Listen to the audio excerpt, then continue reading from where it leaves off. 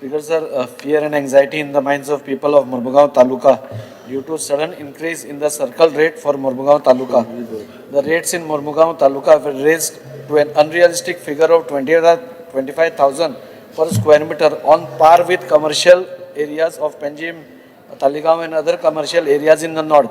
The increase in prices has tremendously affected the common man as well as the business alike. The stamp duty payable due to the difference in the market rates is notified and is creating tremendous burden on the common man.